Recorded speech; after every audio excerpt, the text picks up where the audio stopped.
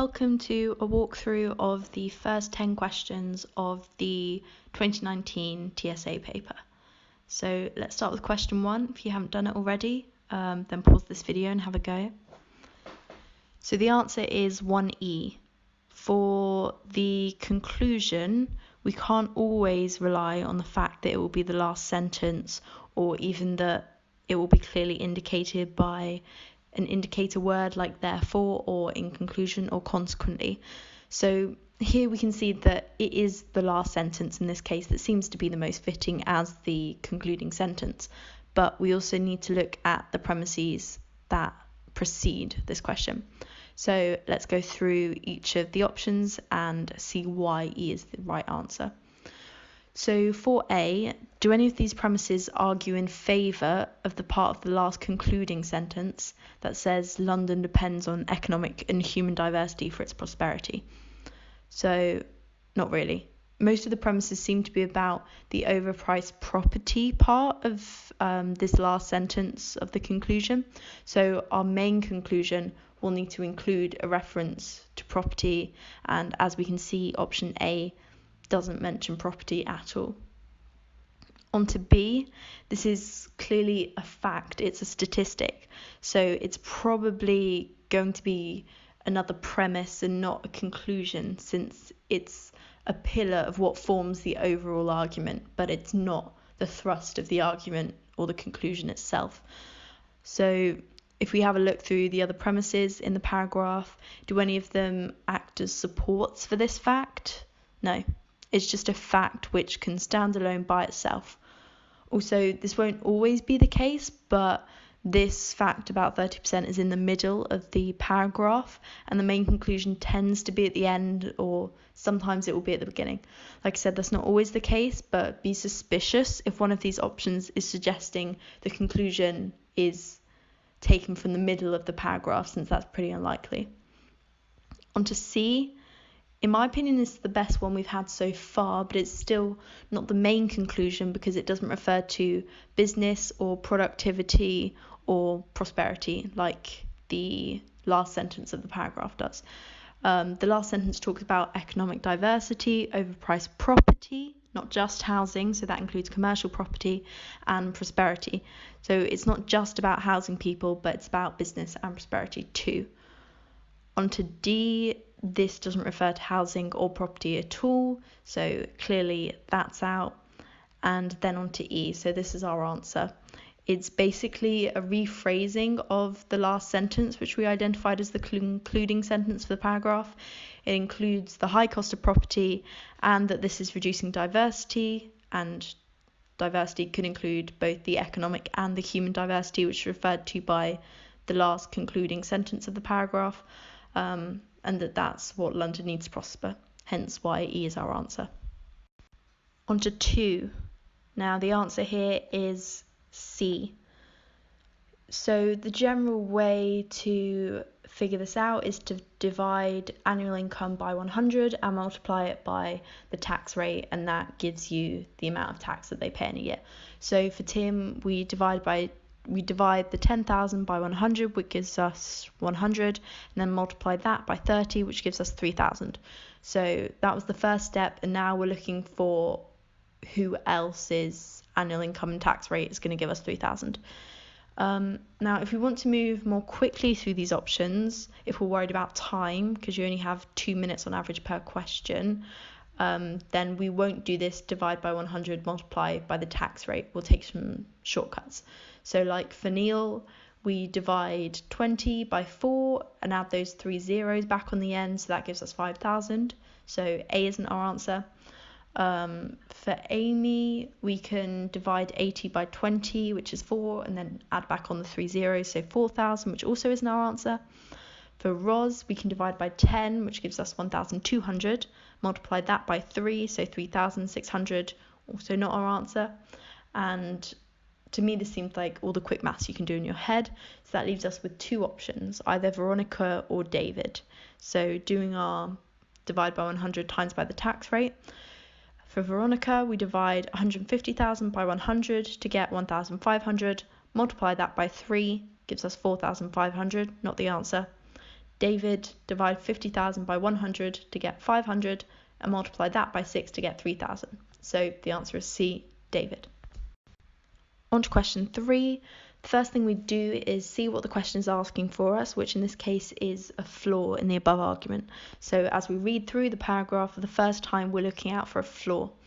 First thing that jumped out to me was the difference between achievement in sport and in education, but as we'll see, this isn't the flaw that they're looking for in this argument. That flaw doesn't come up in any of the options. So we need to go through the options and pick which one we think applies most. So on to A first. It's true that self-discipline might not be all that's needed, but the paragraph acknowledges this in the first sentence. It says self-discipline is one quality exhibited by all top athletes. So this isn't the flaw. On to B. They may be able to, sure, but again, that doesn't mean that getting very good at self-discipline as one quality won't help them to improve their educational attainment. There might be other ways of improving their self-discipline, but if this is one way that does it, then the argument still holds up. On to C, this isn't a flaw in the validity of the argument. This is another premise which might be the case, but it also might not. It's not a logical flaw in the argument. Its truthfulness or validity is dependent on facts about the world, not on the logic used in the argument. So whenever we're looking for a flaw, we're looking for a flaw in the logic. We're assuming that all the premises we've kind of been given are true. So it's not C. On to D. This is quite clearly a straw man. The central argument and conclusion of the paragraph has nothing to do with what makes for a successful life, only what might make for improved educational attainment. So the author of this paragraph isn't making any bold claims about what makes for a successful life. And so E, this is our flaw. The problem is one of causality here. Does training create self-discipline in athletes, or do athletes possess the self-discipline that makes them stick with the training? And we can't untangle from our position as readers of this paragraph which of these comes first, hence why E is the flaw. On to question 4. Now, it's important to note here that they've asked us which one of the following can be drawn as a conclusion from the above passage. So that's different from the typical questions we get about finding conclusions, like we had in question 1 when it asks us to choose the option which best expresses the main conclusion of the argument. So here we're just looking for anything that can be drawn as a conclusion from the passage given. So bear that in mind as we go through. Now the correct answer is B, but let's go through all the options. Starting with A, although this talks about only health problems and there is a premise about the number of young people in prison which doesn't have to do with health, it seems like a possible option because it's a conclusion, not the conclusion. So we'll keep it on the burner and see if any other options seem more feasible or to fit better with the whole of the paragraph, not just some selected bits. On to B. This looks like a better one because it talks about social problems, not just health, like option A did. And social problems can also encompass suicide, alcohol and drugs, and incarceration rates. So it refers to more of the evidence that's put forward in the paragraph. So this is our best one so far. On to C. This one clearly isn't right. It's trying to get us to make the link between the higher number of older people who drink and the higher number of people who are also in prison, but we don't have enough information to make this a link of causality. So there's no way for us to know that it's this increased alcohol consumption which is causing the increase in incarceration rates compared to young people who drink less and occupy less prison places. So C is clearly crossed off our list. On to D. This is a fact in quote marks which isn't stated anywhere in the paragraph. Nowhere does it say that these are the biggest killers of middle-aged people. Like, for example, it could instead be obesity-related diseases or like anything else. It's telling us a fact which isn't mentioned or stated anywhere in the paragraph. So D is also out. And lastly, on to E. Again, we don't know this is true. It might not be an age thing, but a generational thing, for example. like imagine maybe baby boomers or people who fought in the Vietnam War may be more likely to develop harmful behaviors like doing drugs and drinking. That doesn't mean that when Generation Z becomes middle-aged that they'll necessarily develop those same harmful behaviors.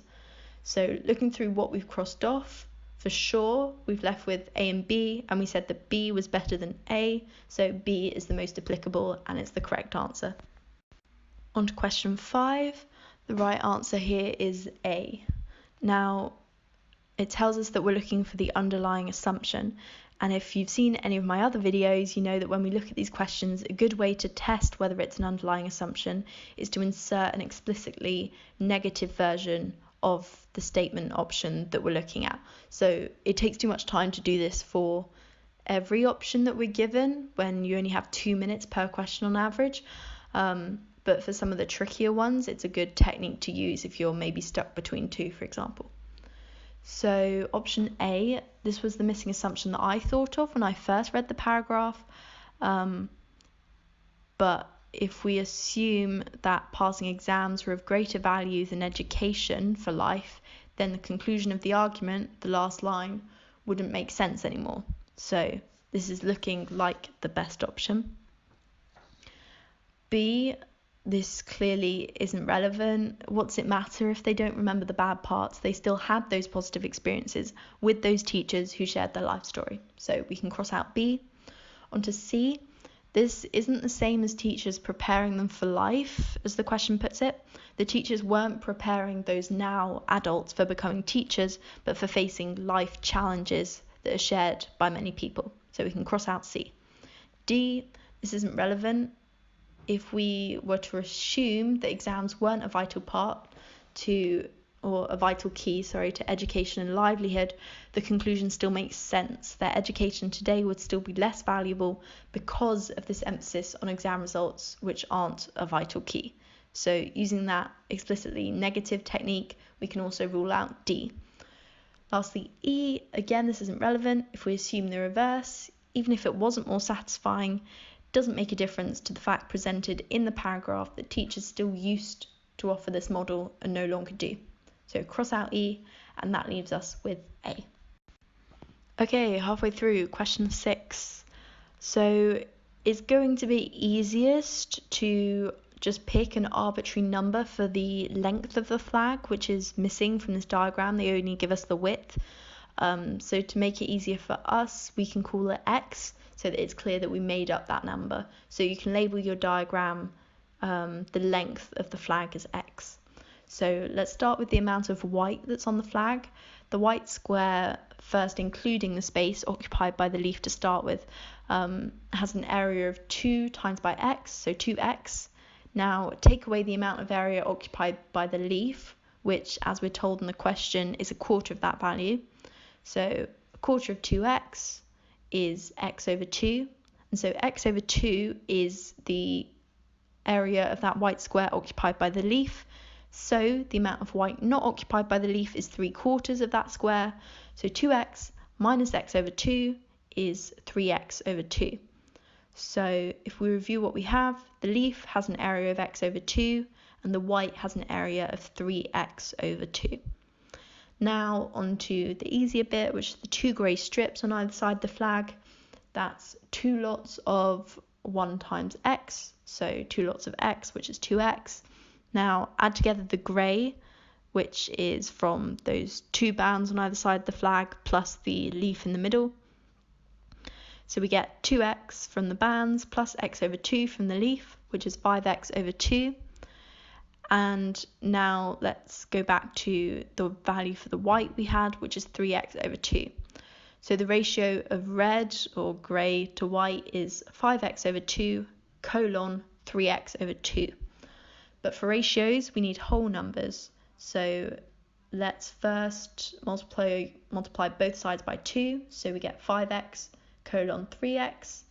And then x has the same value on both sides. So we divide both sides of the colon by x to get 5 colon 3. If we look at our options, 5 colon 3 is D. So the answer to 6 is D. On to question 7.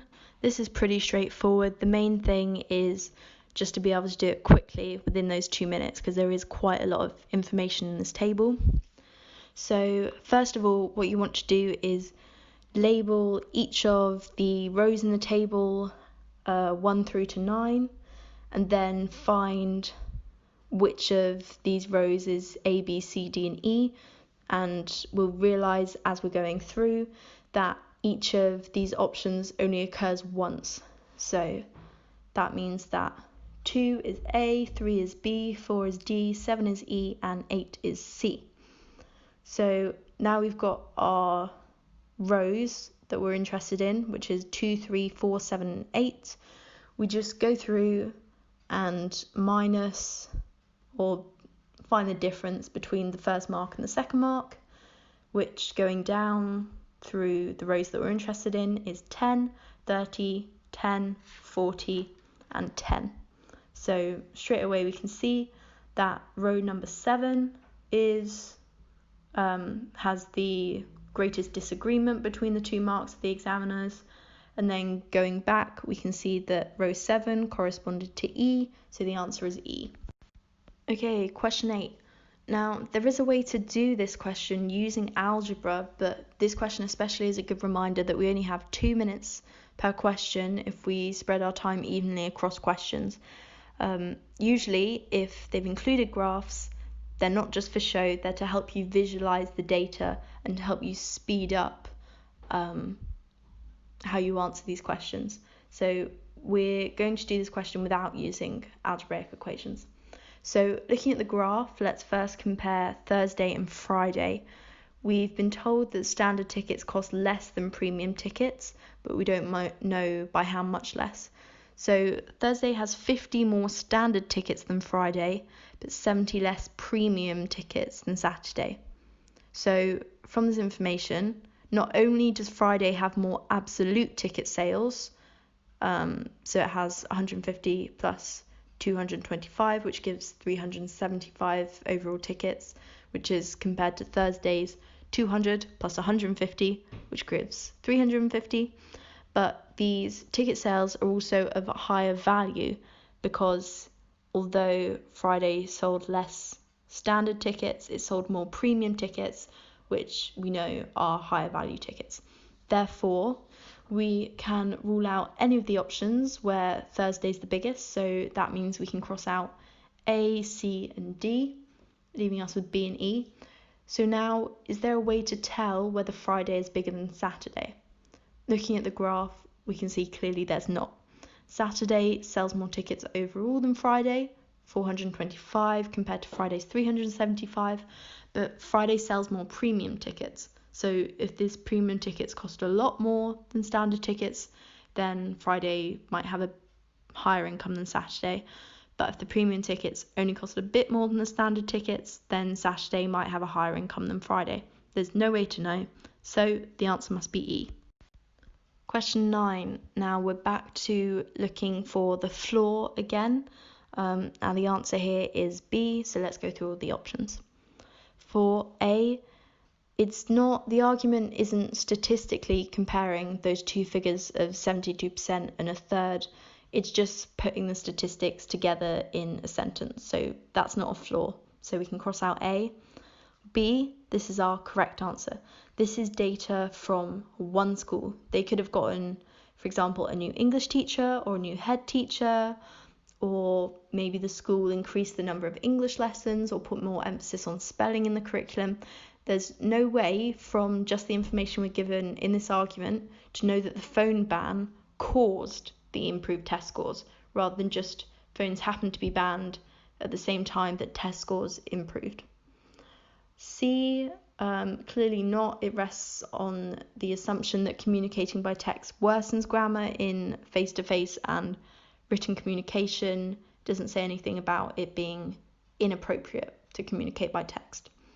D, this kind of has the same problem as C. The paragraph doesn't argue that communicating by text is inappropriate, but rather that doing so too much can worsen spelling and grammar. And lastly, E, if it did assume that correct spelling was a necessary requirement for gaining employment, it seems that this assumption would be correct, since the paragraph states that many written job applications are phrased so poorly that they go straight in the bin. So E doesn't know what it's talking about, so we can scratch that too, and that leaves us with B. And lastly, question 10. So the answer here is E. We're looking for what most weakens the above argument. So the main conclusion of the argument seems to be that a factor which inhibits gender equality in the tech sector is prejudice about women's ability to write computer code. That seems to be our main conclusion. It's not written explicitly in a single sentence, but it brings together sort of two very important ideas that are in the paragraph.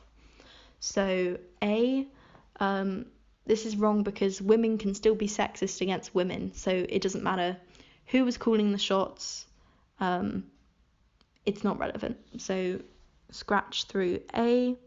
B, just because they undertook high-profile initiatives doesn't mean that these initiatives actually worked, that they actually succeeded in getting more women to pursue programming careers or in reducing prejudice about women's abilities. On to C.